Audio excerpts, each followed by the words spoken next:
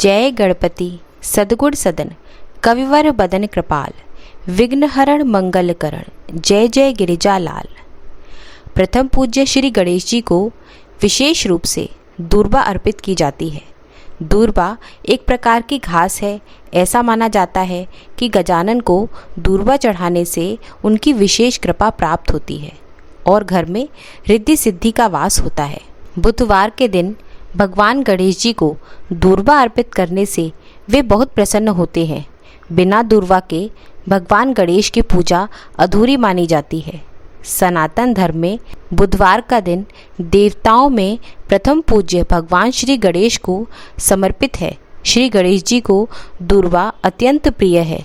बुधवार के दिन मंदिर में दूर्बा की 11 गांठें चढ़ाने से श्री गणेश प्रसन्न होते हैं और बुद्ध दोष समाप्त होता है।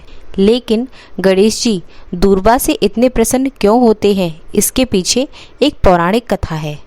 प्राचीन काल में अनलासुर नाम का एक दैत्य था। उसके उत्पात से धरती और स्वर्ग पर त्राहि त्राहि मची हुई थी। अनलासुर एक ऐसा दैत्य था जो ऋषि मुनियों और साधारण मनुष्यों को जीवित ही निगल जाता था। इस दैत्य के अत्याचार से त्रस्त होकर इंद्र सहित सभी देवी देवता ऋषि मुनि भगवान शिव से विनती करने पहुँचे। उन्होंने प्रार्थना की कि किसी तरह से अनलासुर के आतंक को समाप्त करें। तब भगवान भोलेनाथ ने समस्त देवी देवताओं और ऋषि मुनियों की प्रार्थना सुनकर उनसे कहा कि इस दैत्य अनलासुर का नाश केवल श्री गणेश ही कर सकते हैं। फिर सभी देवों की प्रार्थना पर गणेश जी ने अनलासुर के साथ युद्ध किया और उसे जीवित ही निगल लिया। तब उनके पेट में बहुत जलन होने लगी। इस परेशानी से निपटने के लिए कई प्रकार के उपाय किए गए, लेकिन उपाय कारगर नहीं हुआ। उसी समय कश्यप ऋषि ने दूर्बा की 21 गांठें बनाकर श्री गणेश को खाने के लिए दी। जैसे ही गणेश जी ने दूर्बा को ग्रहण किया, वैसे ही उनके पेट की जलन शांत हो गई। मान्यता है कि उसी समय से गणेश जी पर दूर्बा चढ़ाने की परंपरा की शुरुआत हुई। गणेश पुराण में एक अन्य कथा में यह बताया है कि नारद जी भगवान गणेश जी को जनक महाराज के अहंकार के बारे में बताते हैं और कहते हैं कि वह स्वयं को तीनों लोकों के प्रथम स्वामी हैं। इसके बाद गणेश जी ब्राह्मण का वेश धारण कर मिथिला नरेश के पास उनका अहंकार चूर करने के लिए पहुंच गए।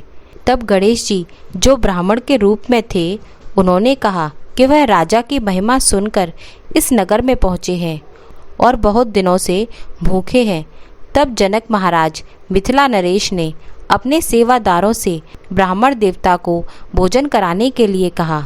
फिर गणेश जी ने पूरे नगर का अन्न खत्म कर दिया, लेकिन उनकी भूख शांत नहीं हुई। इस बात की जानकारी राजा को मिली और उन्होंने अपने अहंकार के लिए श्री गणेश से क्षमा मांगी।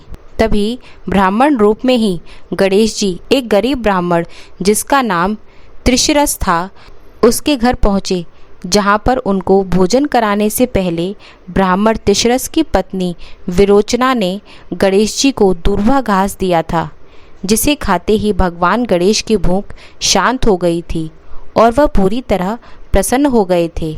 बाद में भगवान गणेश ने दोनों को मुक्ति का आशीर्वाद भी दिया। तब से गणेश जी को दूर्बा घास जरूर चढ़ाई जाती है। दूर्बा घास चढ़ाने से गणेश जी जल्द ही प्रसन्न हो जाते हैं। बोलिए विघ्नहर्ता श्री गणेश भगवान की जय।